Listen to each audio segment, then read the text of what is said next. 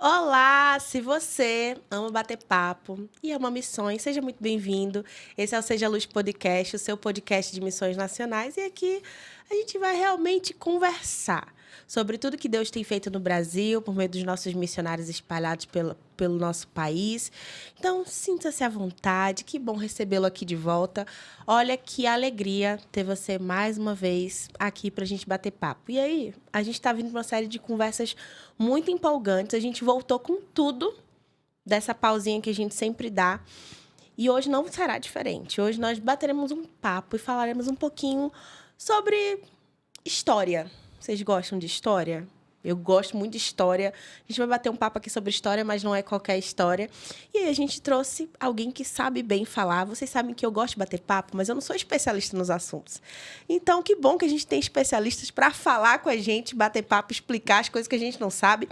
Então, hoje nós estamos aqui com um convidado especial, mas antes de apresentar meu convidado, eu não posso deixar de te lembrar que, se você ainda não é inscrito no canal de Missões Nacionais, aproveite essa oportunidade, se inscreva no canal e você pode, inclusive, clicar um botãozinho que ele é um sininho, que ele vai te avisar sempre que sair um vídeo novo. Então, nós temos vídeos regularmente no nosso canal.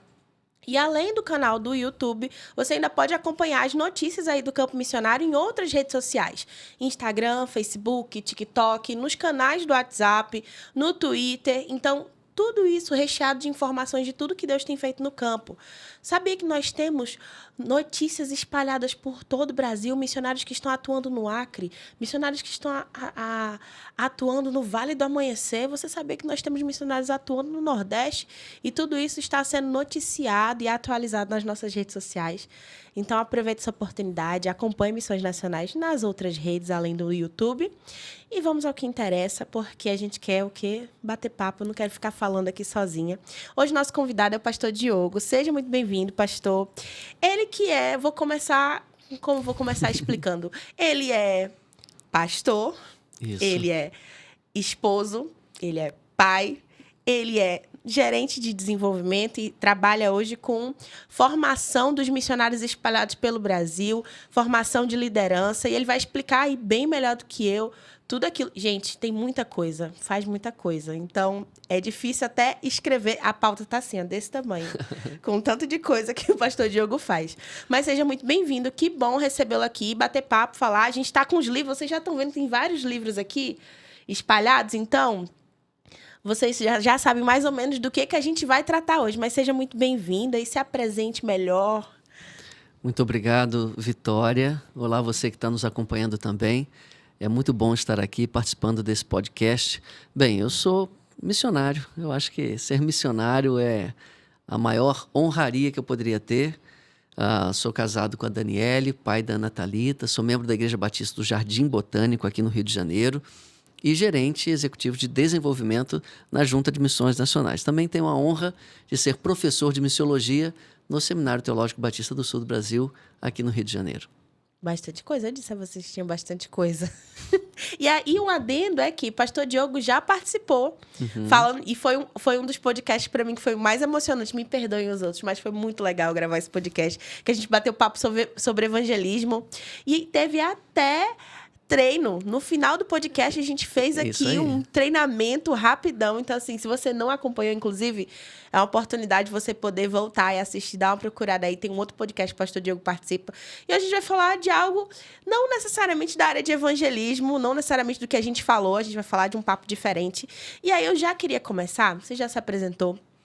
Mas já que a gente vai falar sobre história, a gente vai falar sobre alguns livros que nós temos de história dos batistas, história de alguns missionários que foram importantes, eu quero já começar perguntando sobre isso. Por que que nessa caminhada, por exemplo, a Livraria de Missões Nacionais tem uma série de vidas que inspiram, de missionários que são realmente a série de estudo, né? Inspiradores para a gente. Por que manter vivo essas histórias? Por que resgatá-las? Vitória, eu acredito que Deus tem usado na história a biografia missionária como um método para levantar vocacionados, para produzir cristãos melhores e levar pessoas a entenderem o seu chamado.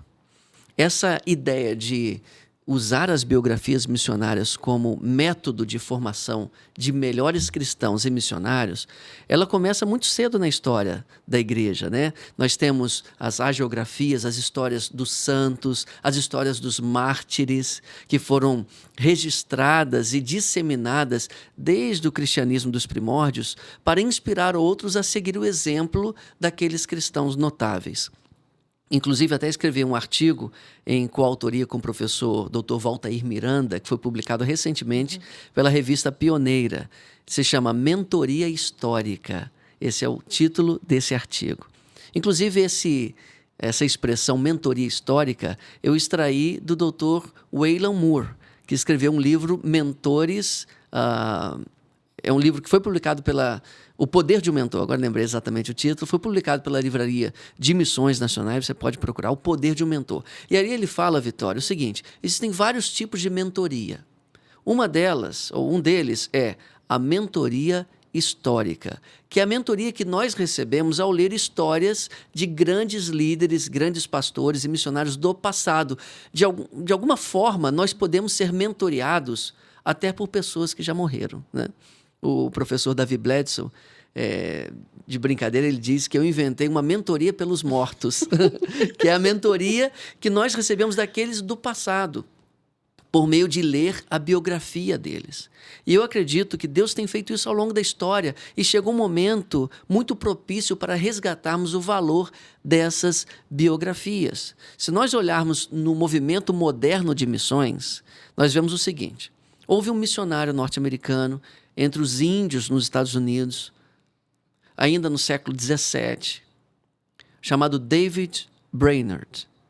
Ele começou a registrar sua história em um diário, seus encontros com Deus, suas dúvidas, a maneira como ele encontrava em Deus o encorajamento para evangelizar aquele povo, né, que não conhecia o Evangelho e era um povo, hoje a gente chamaria de selvagem, não é muito politicamente correto, mas um povo que estava em oposição com os colonizadores, e ele colocou no coração o desejo de evangelizar aquele povo. E suas lutas, suas ideias, ele colocou naquele diário. Ele morreu muito jovem, mas Jonathan Edwards, famoso avivalista, pegou esse diário de David Brainerd e lançou na forma de livro.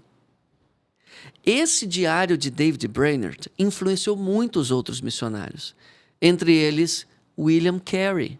William Carey relata que se inspirou para missões ao ler a história de David Brainerd. Percebe? Então, quantas pessoas hoje em dia são inspirados pela vida de William Carey, cuja biografia é disseminada nos embaixadores do rei, nas nossas igrejas. Eu ia falar exatamente isso. Mas por quê? Por causa do livro de David Brainerd. William Carey, a biografia de William Carey inspira tantos outros. Então Deus foi ramificando a produção dessas biografias para que nós, no futuro, né, ou agora, nós tivéssemos esse exemplo do passado para evangelizar as pessoas hoje e nos inspirarmos naqueles que vieram outrora. Você falando me lembrou de quando eu era criança, nas Mensageiras do Rei. A gente ouvia muita história de missionárias espalhadas pelo mundo. E uma história me marcou, que era de Marcolina Magalhães. E eu lembro criança ouvindo. Na época eu não entendia o peso de ter ali a primeira missionária mulher sendo enviada ao campo solteira. Eu não entendia muito disso, mas eu ficava com os olhos brilhando. Criança. E como isso marcou, inclusive, a minha descoberta no ministério. Como a história, e agora o pastor falando, isso veio assim, vivo na minha memória. Marcolina Magalhães marcou a minha história ainda quando criança, nas Mensageiras do Rei. E como isso foi importante na descoberta do meu chamado, no início do meu ministério. Recentemente eu até comprei o livro que a gente usa nas Mensageiras do Rei, para ter guardado lá em publicado casa. Publicado pela União Feminina, exatamente, não é? Publicado pela União Feminina. Um livrinho assim, ó, curtinho, fininho, justamente para leitura de meninas. E eu tenho ele guardado, eu olho para ele e eu me recordo de quando eu era criança e de como aquilo impactou a minha vida quando eu descobri a história daquela mulher. Que já não existe mais, já não está mais aqui. Vou te falar uma coisa. Aqui. Muitas missionárias da geração de Marcolina foram inspiradas ao campo missionário. Por quê? Porque o Dr. Bratcher, vamos falar dele daqui a pouquinho, quando a Noêmia Campelo falece, muitos aqui recordam, de Zacarias e Noêmia Campelo. Conhecem como Noemi Campelo. Eu uso Noêmia porque eu tive acesso a uma carta que ela assinou. Ela colocou Noêmia no final. Então, vou chamá-la pelo nome que ela se autodescrevia, né? Então, a Noêmia Campelo morreu depois de ser enviada ao campo missionário para evangelizar os índios Craôs. Pouco tempo depois, cerca de 8 meses, ela faleceu. E aí, Dr. Bratcher, que era o diretor de missões nacionais, também escritor, um literário, o que ele fez? Ele pegou a história de Noêmia Campelo e transformou em um livro. Não foi ele que escreveu, mas ele contratou alguém para escrever, e aí produziu-se o livro A Heroína de Craonópolis, que será reeditado, aí, olha o spoiler, será reeditado em breve por Missões Nacionais dentro da série Vidas que Inspiram. Ele escreveu esse livro para quê? Para suscitar um ardor missionário na juventude daquela época. Estamos falando da década de 40, salvo engano, do século passado. Muitos leram aquele livro, muitas jovens leram aquele livro e se apresentaram para missões para ocupar aquele espaço que havia sido deixado pelo falecimento da Noêmia. Então, olha só, a produção de uma biografia missionária como método de impulsionamento de vocacionados. Perfeito, perfeito. E olha, eu lembro com alegria, assim, quantas histórias a gente escuta. E até hoje, eu tive a oportunidade de ir a alguns encontros de mensageiras do rei. E muito do que elas sabem sobre o campo é ouvindo histórias de missionários que estão no campo. Exatamente. E daí surge a importância, a grande importância de você manter vivo. Mas me surgiu uma curiosidade de saber como que se constrói. Você falou que, por exemplo, a Jonathan Edwards tinha lá um diário. Ele tinha um diário Sim. escrito, mas e quando não tem? Como que é construído? Fantástica pergunta. Eu tive o privilégio de escrever uma biografia. Eu sempre quis escrever uma biografia. Porque, na verdade, o meu plano aqui dentro da gerência de desenvolvimento, que tem a ver com a formação de líderes, o Centro Bagby de História e Missões, o meu desejo é criar um curso para novos escritores de biografia. Como que começa? Começa sendo impactado pela vida de alguém. Quando você lê sobre alguém, primeira vez, segunda vez, terceira vez, e você pensa assim, nossa, que pessoa extraordinária, que pessoa incrível, queria conhecer mais sobre essa pessoa. E começa por essa curiosidade, essa santa curiosidade de enxergar em alguém uma pessoa que poderia inspirar muitos. Então você começa a colecionar dados, você começa por sua pesquisa bibliográfica, ver se tem algum livro escrito que menciona essa pessoa, ainda que não seja um livro sobre essa pessoa. Já adiantando o assunto aqui, na biografia que escrevi sobre o Werner Greenberg, a primeira vez que eu tive contato com ele foi ao editar a biografia do Bratcher. O Bratcher cita o Greenberg. Eu falei, uau, esse homem aqui é interessante. Aí já fiz algumas anotações, guardei ali algumas coisas na memória. Funciona assim para mim, Vitória. Eu tenho uma caixa de papelão imaginária. A minha sala é cheia de caixas de papelão imaginária. Okay. E ali tinha uma com o nome Werner Greenberg. Sempre quando eu li alguma coisa, eu jogava lá. Até que um dia eu cheguei a tantas coisas dentro daquela caixa que eu falei, opa, agora eu vou pegar isso daqui e organizar num livro. Então começa por essa curiosidade, você vai encontrando aquele nome em outros lugares, faz a sua pesquisa, livros, notícias, recorte de jornal, matérias, até que você consegue organizar minimamente a história daquela vida. E depois você vai entrevistando pessoas que conheceram, né? Registrando aquelas entrevistas. E aí você consegue montar. Mas até aqui são apenas dados. Ninguém vai ler um livro de dados, tipo, fulano de tal, nasceu um dia tal, mudou-se dessa cidade para o dia tal. Não é isso, não é um livro de informações. O encanto da biografia é que você precisa contar histórias. O que torna uma biografia interessante de ser lida são as histórias. Eu poderia dizer assim, Dr. Bratcher foi um líder extraordinário, ponto. Mas podem existir outros líderes extraordinários. Mas quando eu digo, Dr. Bratcher foi um líder extraordinário, ponto.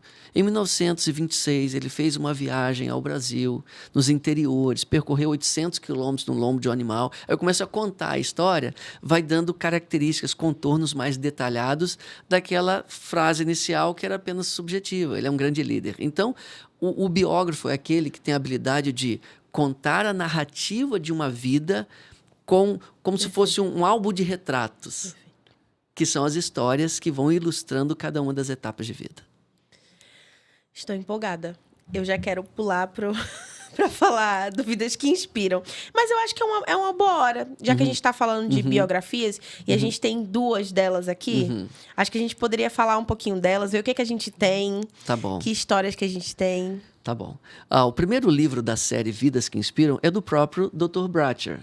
Ele foi diretor da Junta de Missões Nacionais das décadas de 20 a 50.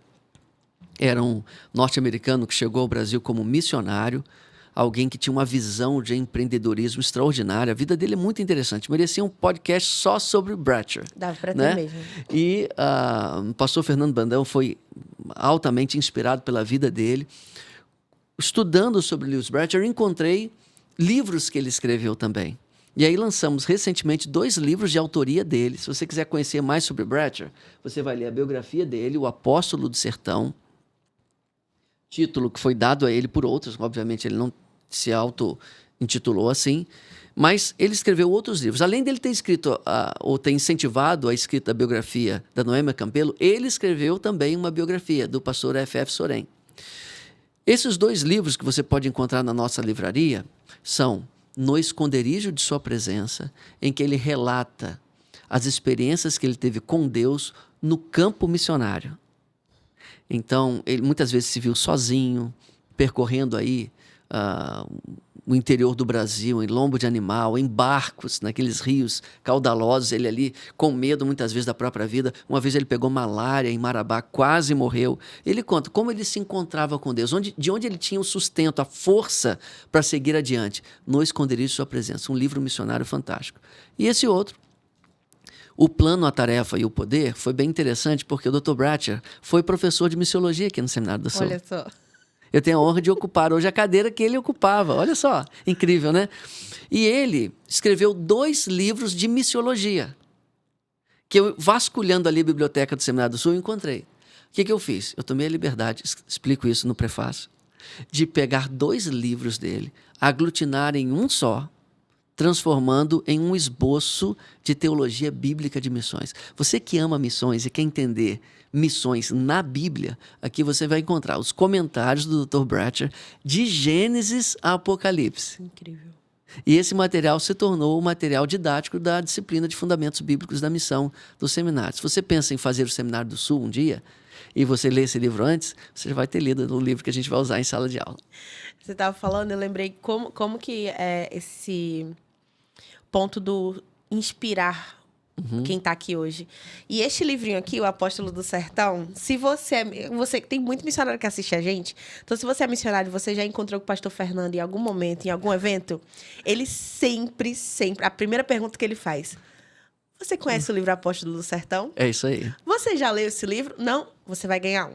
E aí ele sempre andava distribuindo o Apóstolo do Sertão para todo mundo. Mas é interessante porque, assim, se você já leu, você sabe exatamente o porquê dessa empolgação em falar sobre o livro e sobre a vida, porque realmente foi alguém que, assim, gente, cada história que é isso aí. O número 1 é o Apóstolo do Sertão e o número 2 é Leocídia Nila de Jesus, uma missionária que ainda está entre nós, né? O Dr. Bratcher já está com o Senhor, Sementes no Sertão. Esse livro é muito especial porque ele chegou até mim e me ajudou a me encorajar a lançar a série. Que legal. Porque a série não existia quando esse livro chegou às minhas mãos. Então quando a gente tem esse é o 1. Não, esse é o 1. Vamos dizer assim... Lançou esse, mas não tinha ideia de ser uma série. Não. Esse livro chegou a mim no esboço e me deu vontade de escrever a série. Ok. Mas ele precisava ser trabalhado, precisava ser editado, precisava ser revisado. Enquanto fazíamos isso, nós relançamos o Apóstolo do Sertão como número 1. E esse acabou sendo o número 2. Mas esse aqui é como se fosse assim, o primeiro fogo que acendeu toda a floresta, tá? A missionária Leocídia, um livro muito inspirativo. Uma missionária que ela estava prometida em casamento, com aliança de noivado, e o noivo dela disse que se ela quisesse fazer missões, não era para ficar com ele, né? Assim, ela devia escolher entre casar-se e ser uma missionária. E tem um episódio no livro em que ela pega a aliança do dedo de noivado, coloca dentro de uma Bíblia aberta e entrega para o seu noivo. E ela se apresenta para ser missionária. Um arrependimento que eu tenho é que o título deveria ser Aliança na Bíblia Aberta. E virou Semente do Sertão. Mas tudo bem. Mas você vai ser altamente inspirado para uma missionária que foi para um lugar assim, muito carente no sertão do Brasil, na década de 80, e teve um ministério extraordinário. E no final ela dá uns conselhos para os vocacionados que também são muito preciosos. Perfeito. E aí temos mais um, né? E esse aqui foi o que eu escrevi. Werner Greenberg, o diácono que voava. Eu quero saber mais. E assim, esses... O pastor não escreveu. Mas esse aqui, para escrever, então teve que pesquisar. Para escrever, teve que na caixinha de papelão, na sua caixinha de papelão imaginária. Exatamente. Como que foi, pastor?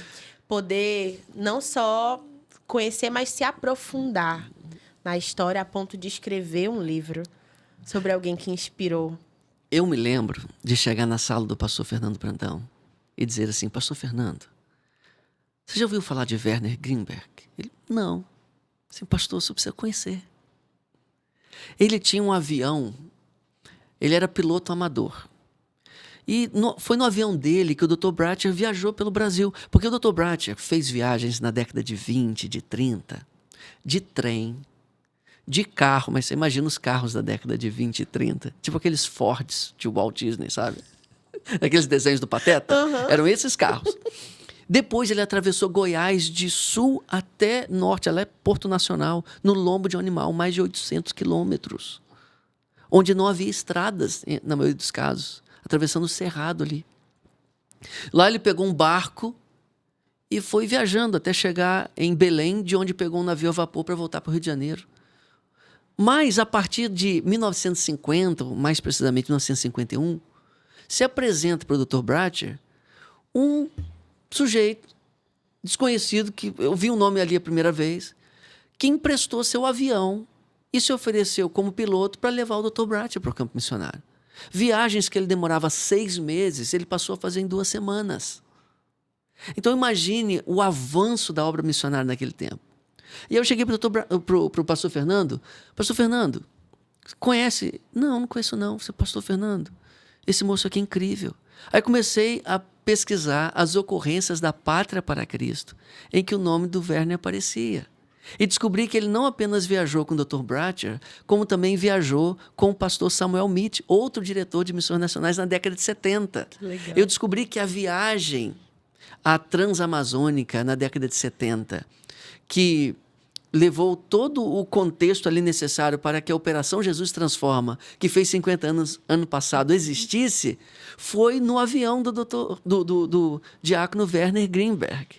Então, a Trans possivelmente não existiria se não tivesse aquela viagem no avião do Werner Greenberg. Aí o pastor Fernando falou o seguinte: olha, eu queria que você visse os seus olhos brilhando enquanto você fala de Werner Greenberg. Eu assim, realmente, pastor, ele foi um homem extraordinário. Felizmente, ele já havia falecido, mas havia a família dele. Então, o que eu fiz? Eu comecei a juntar, pesquisar, descobri coisas extraordinárias. Sabe o que eu descobri? Que a cidade de Monte Verde, no sul de Minas Gerais, foi fundada por quem? Você ouviu falar de Monte Verde, no sul de Minas Gerais? É um destino turístico, romântico, assim, muito procurado no Brasil. Cidade charmosíssima ali nas montanhas. Foi fundada por Werner Greenberg, porque Greenberg, em leto, não significa nada, mas em alemão significa Monte Verde. E foi assim que a cidade foi batizada em homenagem a Werner Greenberg. E aí, eu estou só contando como que eu cheguei a Werner Greenberg. Eu falei, esse cara é extraordinário. Quando eu fui pesquisando sobre ele, descobri que ele plantou 3 igrejas batistas. E em Monte Verde, para quem já foi lá, não sei se você já foi, mas lá você tem, na cidade, uma praça principal e tem uma igrejinha nessa praça. Se você vai, especialmente no interior do Brasil, Minas Gerais, você tem uma praça e uma igrejinha na praça. Exatamente. Só que em Monte Verde a igrejinha é batista. É mesmo, Não é pastor? católica, porque foi a cidade que ele fundou e ele doou o terreno para a construção da igreja. Então, a igreja principal Da cidade é a Igreja Batista. É a Igreja Batista. E ele também doou o terreno para a Igreja Católica, tá? Mas foi em outro lugar da cidade. Então, eu fui a Monte Verde, fiz uma viagem de férias / pesquisa, conheci a família, a filha adotiva dele, entrevistamos a família, entrevistei moradores, juntei todo o material. E aí eu trabalho do biógrafo, né? Eu precisava de uma linha mestre que pudesse dar título e sentido a todo o livro. Como eu falei, precisa ser uma coleção de histórias, mas elas têm que ter um fio. Aí eu pensei, já sei, ele era um diácono e ele voava. Aí eu pensei, o diácono que voava. Porque eu pensei numa outra coisa também. Eu amo diáconos. Como eu li num livro recentemente, da série 9 Marcas, diáconos são ideia de Deus. E, lamentavelmente, não vou entrar nas razões, mas muitas igrejas ou não têm diáconos ou têm um grupo assim inexpressivo. E a minha família, como filho de pastor, sempre fui tão abençoado por diáconos. Não todos, mas muitos deles. Eu pensei, vou escrever um livro para homenagear diáconos que são diáconos de verdade, como Werner Grimberg. E aí, depois de tudo, surgiu o livro com várias fotos. É um livro muito empolgante. Ele era um empresário. Assim, se eu começar a falar sobre ele aqui, a gente fica a manhã inteira, a tarde inteira, a noite inteira, porque ele, de fato, é muito especial.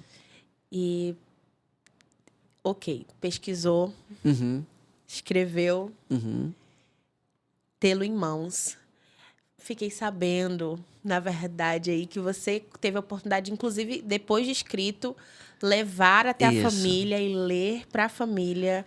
Como foi, pastor? Foi uma experiência incrível, porque quando fui visitar a filha adotiva dele, né, a filha dele, eu disse que queria fazer uma pesquisa sobre ele e tal, e prometi que, uma vez finalizada a pesquisa, eu voltaria para ler o livro todo e pedir para ela aprovação. Né? É isso mesmo? Tem algum detalhe? Contei com a ajuda de outros familiares, como o Roberto, que é genro, e que é genro neto, né? Assim, né? E ele também me ajudou muito a corrigir algumas imprecisões do texto final. E lá estávamos, eu, pastor Pedro, pastor Francisco, junto com a família e um pastor amigo da família que também é mencionado no texto. E nós gastamos ali, foi mais ou menos 1h30, 2 horas, fazendo a leitura. Então, é um livro pequeno. Se você, numa sentada você lê. Então, assim, 1h30, 2 horas, você lê o livro todo. Eu duvido você querer parar. Então, ali estávamos diante da família. E a família ficou emocionada. A família ficou grata. O pastor, quando eu cito o pastor, porque o Werner era muito generoso com novos obreiros. E esse pastor havia sido extremamente abençoado pelo Werner Grimberg. Quando eu li a história do que o Werner fez por ele se emocionou. E foi maravilhoso aquele momento.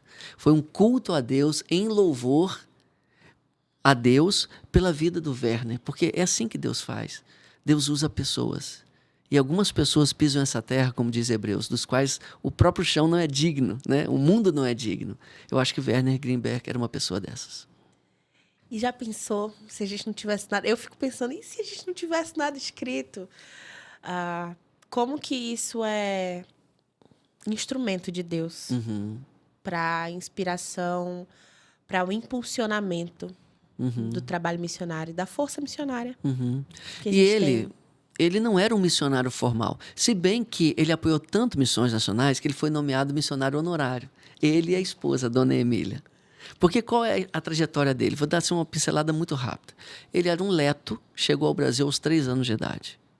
Foi criado na região de São Paulo, interior de São Paulo. Né? Passou por Campos do Jordão. O pai dele era madeireiro. Naquela época era um outro contexto. Né? Então, eles compravam grandes áreas e extraíam madeira para ajudar na construção de utensílios para a cidade. Quando veio uma grande quantidade de imigrantes letos, na década de 20, não sei se você sabe, mas ali na colônia de Varpa, ali no interior de São Paulo, haviam 2 colônias letas ali muito próximas, Palma e Varpa, muito próximas uma da outra. Mas ali tinha uma igreja batista de cerca de 1.800 membros, em 1923 aproximadamente. Meu Deus. Todos letos batistas, que vieram para o Brasil, fugindo de perseguição e de dificuldades econômicas por causa da guerra, vieram e se instalaram ali, e ali tinha uma igreja batista expressiva. Tem muitos pastores, missionários hoje, de descendência leta, desses letos que eram extremamente evangelísticos. O Werner tinha chegado antes, mas quando a colônia foi para lá, ele também foi, junto com o pai dele, o senhor Ernesto, para ajudar na construção daquela colônia e daquelas cidades. E por onde ele ia, Ali foi a juventude dele. Ele se casou com também uma imigrante leta, Dona Emília, aprendendo essa profissão do pai, passou a ser também empresário do ramo madeireiro. E ele ia nas cidades onde estavam surgindo as cidades e ali lançava uma empresa madeireira para abastecer a cidade, a informação de madeira.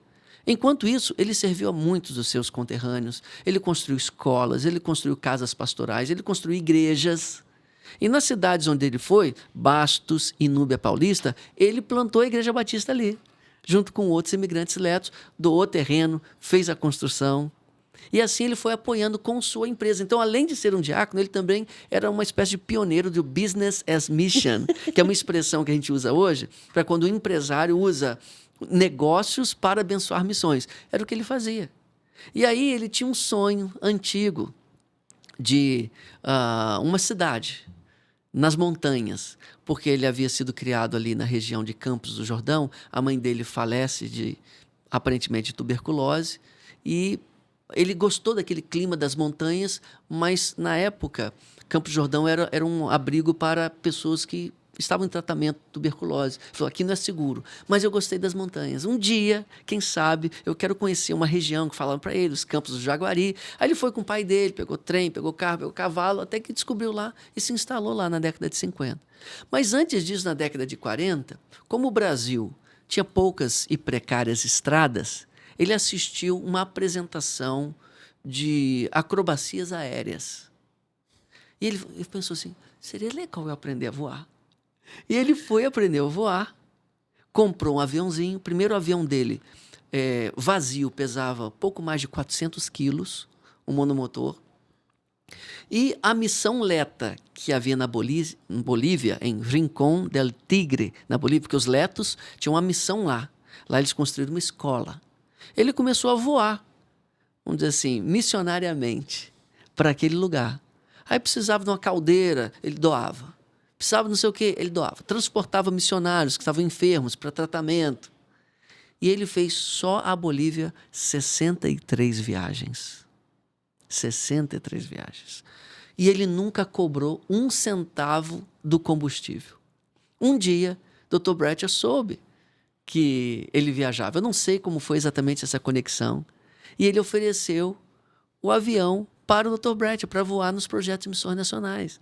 Então, o Bretcher chegou a viajar pelo Brasil nesses lugares. Tem um episódio em que, cerca de 12 dias, eles conheceram, ou eles visitaram cerca de 25 campos missionários em 12 dias. Era assim de um lugar para o outro, um lugar para o outro. Aí lá abastecia. E num Brasil que não tinha torres de controle aéreo, ele se guiava por geografia, rios, montanhas, bússola. E ele sempre foi guardado por Deus nessas aventuras. Esse é só um resuminho ali, até a década de 50. Depois ele volta a viajar com o Dr. Samuel Mitty, na década de 70. Vou contar só uma história, bem divertida. Por mim, o pastor pode pegar o livro, abrir contar essa história. E ler. Tem uma história muito interessante. Samuel Mitty estava com ele, pastor Samuel Mitty estava com ele, dentro do avião. E eles tinham ido para a região ali do norte e passaram uma noite perto de Marabá, salvo engano, com muito mosquito. Não dormiram bem. Porque o Werner ia para essas aventuras. Aí descia com o avião, pegava a canoa, remava. Em uma revista Pátria para Cristo, ele é descrito como um bom remador. Mas ele era piloto de avião, mas aprendeu a remar, né? Porque ele era assim. Quem o conheceu disse, ele não tinha tempo ruim. Lá em Monte Verde, começou a construir a cidade. Estrada de chão, no alto das montanhas. Precisava construir casas. O caminhão de tijolos não subia. Ele pensou, vou criar uma olaria. Ele criou uma olaria para construir os tijolos. Então ele era um empreendedor, visionário, entendeu? Não tinha, ele fazia. Não tinha, ele fazia. Aí eu ganhei um tijolinho de presente para o Centro Bagby com VG, as iniciais de Werner Greenberg, da olaria dele, que não existe mais, porque não precisou. E aí, voltando à história. Aí estava o pastor Samuel Mitty e ele no avião. Mas o Werner tinha dormido muito mal por causa dos mosquitos. Chegou um momento que ele estava muito cansado. E o avião, era um Cessna, tinha a cadeira do piloto e a cadeira do copiloto. E tinha um manche nas duas posições. Aí ele falou para o pastor Samuel Mitty, pastor Samuel Mitty, é o seguinte, pega isso daqui. Tá vendo aqui? Tem uma cruz. Mantém o avião alinhado, que eu vou tirar um cochilo. Meu Deus do céu. E o Werner dormiu. Diz o pastor Samuel Mitch, na biografia dele, o pastor Samuel Mitch também tem uma autobiografia, uma coleção de histórias, né? Perfume de Cristo, salvo engano. Que o Werner chegou a roncar. E o pastor Samuel Mitch pensando, e se esse homem morreu? Se esse homem desmaiou, o que eu faço agora? E aí, daqui a pouco, ele falou assim, não, é só manter, ele até usa isso poeticamente no seu livro, né? Só manter o olho na cruz, né? Só manter o olhar na cruz, já dá tudo certo. Ficou ali por alguns minutos, daqui a pouco o irmão Werner acorda. Tudo bem? Tudo bem? Pega de novo ali o controle do avião e dá sequência. Pastor Samuel Mitch, assim, suando frio. Suando frio, exatamente, naquele avião. Desesperado. Então tem muitas histórias assim, histórias curiosas, histórias de amor. Por exemplo, esse pastor que é mencionado no livro, olha a história. Os Letos realizam um congresso missionário periódico, não sei se é uma vez por ano e tal, mas numa dessas idas do Werner Grimberg, como ele era descendente de Leto, ele participava desses congressos. Ele conheceu um vocacionado, um jovem vocacionado, e decidiu pagar pela educação desse jovem no Seminário Teológico Batista de Campinas, na época. Ele pagou todo o curso daquele jovem. Aquele jovem ia de moto para o seminário. Um dia, ao sair do seminário, a moto havia sido roubada. O irmão Werner dá uma moto novinha para ele de presente. E, conversando comigo, ele falou assim, esse pastor, eu não sei o que o Werner viu em mim. Eu não sei. Ele escolheu me amar. E aí, eu fico emocionado de dizer, esse jovem pastor, então, um dia, envia para o seu Werner o convite de casamento. Aí o Werner responde, você precisa vir aqui a Monte Verde. Aí vai. O pastor Arvaldo, sobe lá a Monte Verde de moto. Aí o Werner diz assim para ele, dá aqui a chave da sua moto. Como, seu Werner? Dá aqui a chave da sua moto. Pegou a moto, pegou a chave da moto e falou assim, agora que você vai casar, você vai precisar de um carro. Então já negociei sua moto. Você vai descer daqui, vai passar em Camanducaia e tem um carro lá esperando você. Negociei a moto sem nem pegar. Assim. Exatamente. Já está negociado, já dei entrada aqui com a moto e tal, você pode pegar o seu carro. E o seu Werner mobiliou toda a casa dele. E esse pastor, que está ali em São José dos Perdões, ele falou assim, eu não sei o que ele viu em mim. Ele simplesmente me escolheu amar. E ele deixou, não um rastro, ele deixou um sulco profundo na minha vida. E quando eu fui pesquisando, eu fui encontrando pessoas assim, que foram abençoadas pelo Werner Grimberg. E muitos de forma anônima, que a família sabe, mas às vezes as pessoas não sabiam. Então muita gente, quando eu lancei o livro, que interessante, eu conheci seu Werner, ele me ajudou, ele fez tal coisa. Porque ele amava muito missões, era liberal demais com missões. E ele nunca cobrou um centavo do combustível, nem da manutenção das aeronaves que ele utilizou para a obra missionária. Incrível. E que alegria, pastor, saber que o senhor foi usado para trazer a nós eu acho que é uma preciosidade nossa. E ter isso escrito para você ler e você guardar, e você ler para os seus filhos, e você ler na sua casa para inspirar. Eu acho que é e não apenas o missionário, vamos dizer assim, o missionário de carreira, o missionário formal, exatamente, o empresário, o diácono, aquele que simplesmente ama missões e com o que tem na mão... Não precisou de uma nomeação. Não precisou. Ele via a necessidade e ele aí atendia. Exatamente. Para muita gente ali em Monte Verde, nas outras cidades onde ele passou, muita gente foi abençoada. Que alegria, olha. Doou terreno para construir escola. Na verdade, a primeira escola lá foi ele que fez, né? E depois doou para o Estado. Então, é assim, um homem de um coração missionário extraordinário. Olha, se você não foi convencido a ler este livro, não sei. Não tem um coração, não tem uma pedra no lugar dele. Precisa tá vivendo conhecer errado. Jesus. Tá vivendo errado. Precisa conhecer Jesus. Porque... E aí, vou logo fazer o merchan, porque todos esses livros que a gente falou, e a gente ainda vai falar de mais alguns livros, né, pastor? A gente encontra na Livraria de Missões Nacionais. Então, você pode acessar aí. Não importa, você pode estar me ouvindo do lugar mais distante. a partir... Tem um valor, acho que ganha frete grátis para todo lugar do Brasil. Dependendo do valor que você compra, você consegue desconto. Então, acesse lá, livrariamissõesnacionais.com.br. Lá você consegue encontrar todos esses livros que a gente já citou, mais alguns, porque tem muito livro. E aí, depois eu quero até falar sobre mais alguns que o pastor escreveu. Mas aí você consegue acessá-los, adquirir por lá, pelo site. Então, fica à vontade, meu irmão. Eu sei que você vai ler e você vai achar pouco. Porque aqui é um livro para ser lido por empresários, por diáconos. Então, tem muita gente para quem você pode presentear esse livro. Para as pessoas entenderem como é abençoar missões, mesmo não sendo um missionário nomeado. Amém, amém. Temos mais alguns livros aqui na mesa. O senhor quer falar deles? Eu quero perguntar um pouquinho também sobre o livro do Relacionamento Discipulador, que também foi um livro que o pastor escreveu ali, faz parte ali do kit de igreja multiplicadora. Esse mereceria um outro podcast Esse só para ele. Esse dá para falar muito, né? Dá para falar muito sobre... E aí eu quero falar um pouquinho dele, pastor. Acho que a gente não pode encerrar esse podcast sem tocar no livro, porque é um livro precioso. Parece nada. Você fala assim, relacionamento discipulador. Todo mundo sabe sobre isso. Mas, na verdade, não. Na verdade, não. E aí eu queria que você falasse um pouquinho sobre por que, né? Escreveu sobre ele e o que o livro realmente tem, o que a gente fala no livro.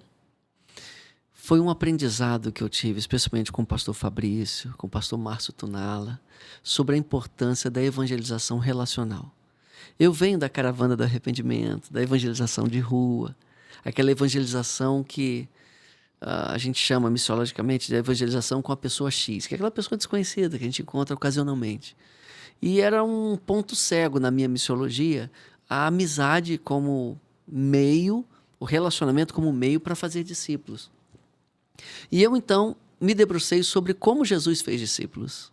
Como Jesus fez discípulos ao fazer amigos. Então, Relacionamento Discipulador é um livro sobre a amizade discipuladora. Acabou se tornando o tema da minha dissertação, minha tese de doutorado depois, a amizade discipuladora, porque é a forma como Jesus fez discípulos. Né? Jesus pregou muito, ocasionalmente, para pessoas que ele viu uma única vez, mas ele, ao fazer discípulos, ele trouxe as pessoas para perto.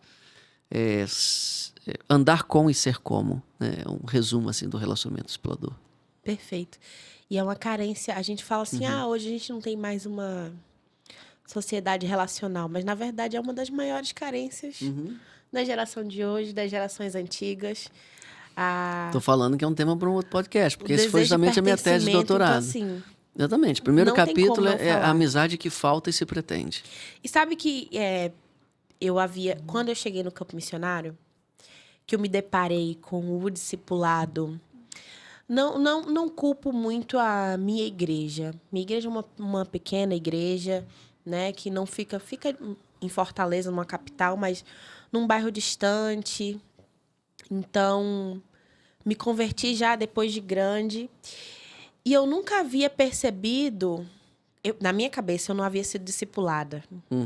Na minha cabeça, eu não havia sido discipulada. Eu falei assim, eu não fui discipulada porque não participei de classe de batismo, não participei de uma escola de discípulos na minha igreja, não tem isso. E depois que eu vim para o campo, e a gente estuda sobre igreja multiplicadora, né, no treinamento para Cristolândia ou para qualquer outro projeto que você vá ser missionário no Radical, eu me dei conta que falei assim, não. Na verdade, eu fui discipulada a minha caminhada toda por conta dos relacionamentos que eu tinha na igreja. O quanto que a esposa do meu pastor investiu na minha vida, não está escrito, Catarina investiu em minha vida desde a infância. E quantas coisas eu aprendi sobre Jesus por conta da vida dela e do investimento dela, que me parecia... ser, como se diz, involuntária a palavra, assim, não me parecia ser muito bem pensado. Não muito intencional. Não muito intencional. E como que isso foi fundamental.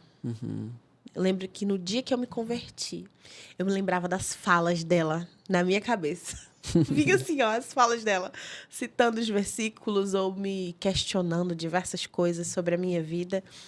E eu falei, na verdade, como isso foi fundamental para a minha caminhada cristã, esse relacionamento discipulador. É isso aí. E eu acho que você também, é outra preciosidade que você tem, viu, na sua mão, se você ainda não leu. Porque faz parte da caminhada cristã. Tem que fazer parte. Se não faz da sua, precisa começar a fazer parte. Isso mesmo. Mas, muito bom. Olha, a gente já está caminhando, quase uma hora de conversa que a gente está batendo papo aqui. É isso aí. E, faltam alguns minutinhos para ter uma hora. Eu queria falar 2 coisas ainda sobre biografias, posso? Com certeza. A primeira é que tem outras biografias que estão à sua disposição. Se você for pesquisar, outras editoras lançam biografias extraordinárias. Eu sou um apaixonado por biografias. A biblioteca é cheia de biografias. Mas aqui em Missões Nacionais nós temos também a biografia do pastor Samuel Sammy Tippit, né? O pastor Sammy Tippit tem nos servido aqui no Brasil há muitos anos. Ele é um homem extraordinário, um evangelista preciosíssimo. E aqui você pode encontrar a história da sua trajetória com Deus. Não me envergonho. Memórias de uma fé perigosa. Porque ele foi a muitos lugares em que a fé cristã era proibida e evangelizou lá, como por trás da cortina de ferro, na Europa Oriental. Extraordinária biografia. E esse daqui, que é um clássico, Discipulado segundo o Novo Testamento, é o antigo livro Integração segundo o Novo Testamento, de Wayland Moore. Mas, ao lançar essa edição, nós traduzimos uma breve biografia do Wayland Moore. E aí você vai ver um pouquinho da história desse grande servo de Deus também, que abençoou demais o Brasil. E os escritos dele são responsáveis por grande parte da base de igreja multiplicadora, multiplicando discípulos e integração segundo o Novo Testamento. E a outra coisa que eu queria dizer é que eu tenho estudado, me debruçado sobre o tema das biografias, porque eu tenho uma convicção no meu coração, Vitória, que a nova geração, essa geração Z que está aí, ela ama ler. E ela ama ler histórias de pessoas inspiradoras. É o que essa geração está buscando. Não ser inspirada pela posição, pelo cargo, mas por gente que faz. Gente que renuncia. E quando eu vejo, nos congressos onde eu vou, nos eventos, ao fazermos apelos de vocacionados, uma galera indo à frente, eu fico pensando, esse pessoal está disposto a renunciar seus planos, seus projetos de vida, em prol de missões, de uma maneira muito parecida com esses grandes missionários do passado. Eu acho que a coisa é meio cíclica, né? Pendular. Eu acho que a minha geração fez muitos cálculos. Minha geração viu o desprendimento da geração anterior e falou assim, pera lá, eu vou tentar equilibrar um pouquinho as coisas, sabe? Mas essa nova galera, esses novos adolescentes, jovens, o pessoal que está no Radical, o pessoal que está no programa de formação da Junta de Missões, vai na Vila Minha Pátria, vai na Amazônia, vai no Sertão, tem uma galera nova aí, e eu vou nos congressos e vejo assim, 14, 15, 16 anos já querendo ir, mas calma aí, é quando chegar aos 18, né? Então, eu vejo esse amor desprendido, essa paixão por missões, sem medir os custos, muitas vezes, de forma muito preciosa, muito linda, na nova geração. Eu acho que colocar biografias para eles lerem, incentivar a leitura de biografias, só vai fazer esse fogo se alastrar ainda mais. É colocar gasolina na fogueira, entendeu? Então, por isso que eu acredito em biografias, não apenas porque eu amo biografias, mas porque eu vejo um cenário favorável à disseminação de mais biografias. Também. E tem muitas histórias para serem escritas. Então, se você está assistindo esse podcast, você pensa, eu gosto de escrever, eu quero escrever uma biografia, eu quero te dar apoio. Eu quero te munir das ferramentas, dos métodos e do material que tivemos aqui à disposição em Missões Nacionais. Quem sabe você não pode escrever uma biografia mais completa sobre a Marcolina, por exemplo. Perfeito. Tem uma biografia, uma mini biografia de missões de Marcolina, que foi escrita pela União Feminina, que é ótima, mas é uma mini biografia. Precisa de uma biografia um pouco mais expandida. E você pode esperar também que essa série aqui vai chegar ao número 50, porque a gente já está no 3, mas tem mais para sair. Amém. Olha, pastor, sem palavras. Deus é bom. Inspirada. Acho que eu saio e você pode compartilhar, provavelmente você compartilha desse mesmo sentimento. Eu vou terminar este podcast inspirada, impulsionada. Amém. E acho que esse é o papel das biografias, é o papel do que a gente tem aqui. São preciosidades, são histórias preciosas que inspiram, que fazem você pensar. Talvez repensar até o que você está fazendo aí da sua vida. Mas muito obrigada por dedicar seu tempo primeiro vindo ao podcast. Dedicando alegria, esse tempo para contar. disposição. E dedicando tempo à produção desse tipo de conteúdo de qualidade. Disponibilizando. A gente tem, inclusive, a gente não falou do Centro Begby, né? De História e Missões, que a gente tem aqui no Rio. Conta um pouquinho pra gente, porque é um negócio que a gente pode não só pegar em livros... Rapidinho, merecia outro podcast. Mas assim, o Centro Begby, ele tem várias partes. Uma parte é o centro de visitantes que a gente tem aqui. Você pode visitar ali, você vai ter acesso a documentos, a objetos, né? Material. O tijolo tá do lá, Werner. da Olaria do Werner. Isso, tá lá. E aí você vai ver, é como se fosse um museu, né? Não é um museu, tecnicamente, mas é um centro de visitantes com material de cartas, objetos para você olhar. E vários textos que contam histórias e tal. Isso é uma parte do Centro Begby. O Centro Begby não é aquilo. Aquilo é o centro de visitantes do Centro Begby. O Centro Begby é uma plataforma para disponibilizar história. Isso. Então, ali no Centro Begby e na internet. Você já pode pesquisar o Centro Begby na internet e você pode pesquisar todas as edições da Pátria para Cristo com um buscador por nome. Então, por exemplo, se você digitar lá Marcolina, você vai encontrar todas as ocorrências de Marcolina na Pátria para Cristo. Quando eu fui pesquisar sobre o Werner, eu tive que ir de 1 a 1, não tinha Centro Begby ainda, né? Aí peguei o texto ali de 1920 a 1970 e pouco, não, 20 não, 50, quando ele começou a voar com o Bratcher, até 70 e pouco, Samuel Mitch, até o falecimento dele foi em 2006, aí eu descobri que ele foi nomeado missionário honorário e tal. Eu tive que pensar, a Pátria para Cristo 1 a 1, ele é tudo. Mas agora você tem um buscador.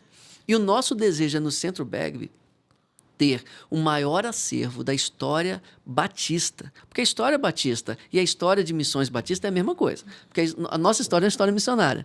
Então, é o seguinte, se você tem acesso a algum livro, algum material histórico, doe para o Centro Begby.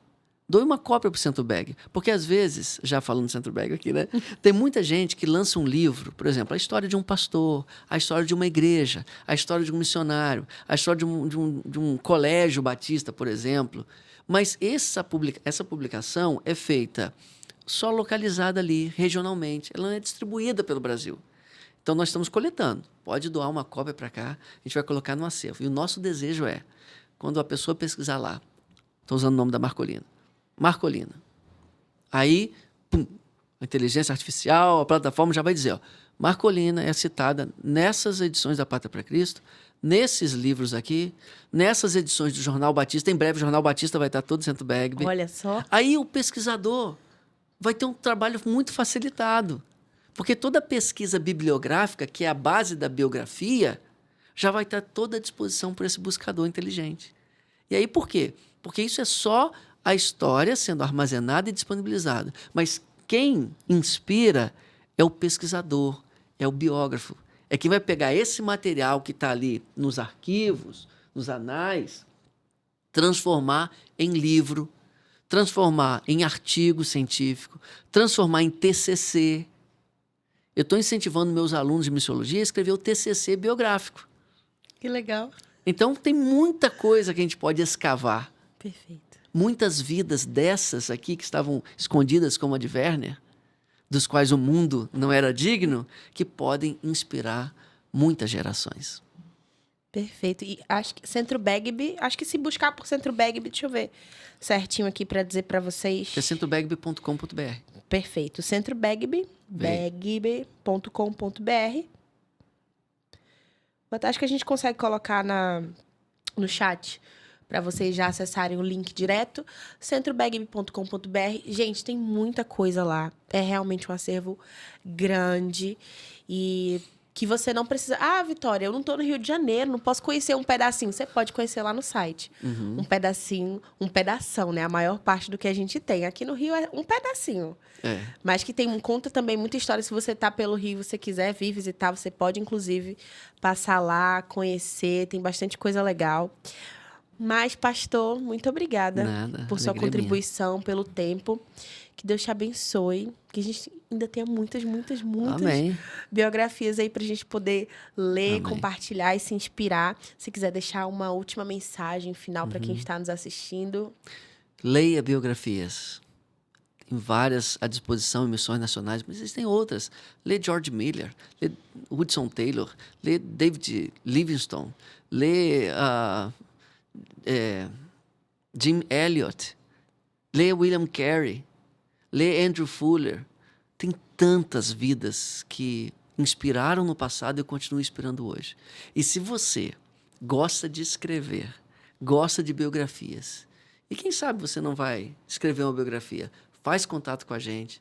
Eu tenho todo o interesse de te dar as ferramentas para você escrever biografias. E se você conhece alguma biografia que está escondida aí numa região, numa cidade, também nos doe aí uma cópia para municiar o Centro Bagby de mais materiais. E nova geração, você que está nos ouvindo, eu acredito no chamado de vocês. Sim.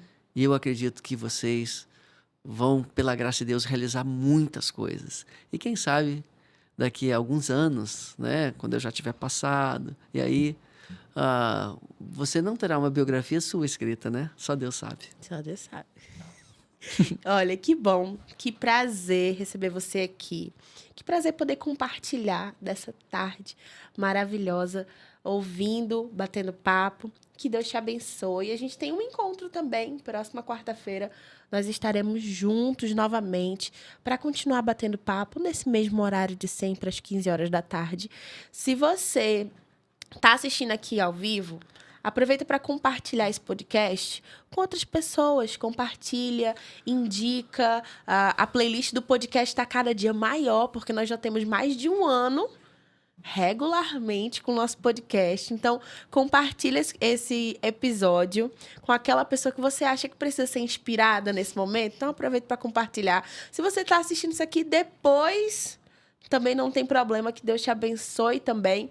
E acompanhe Missões Nacionais aqui no canal de Missões e também nas outras redes sociais, porque a gente quer aí compartilhar, encurtar essa distância entre o campo e você que está aí nos assistindo do outro lado da telinha. Então, que Deus te abençoe, um bom final de semana, tchau, tchau e até a próxima semana.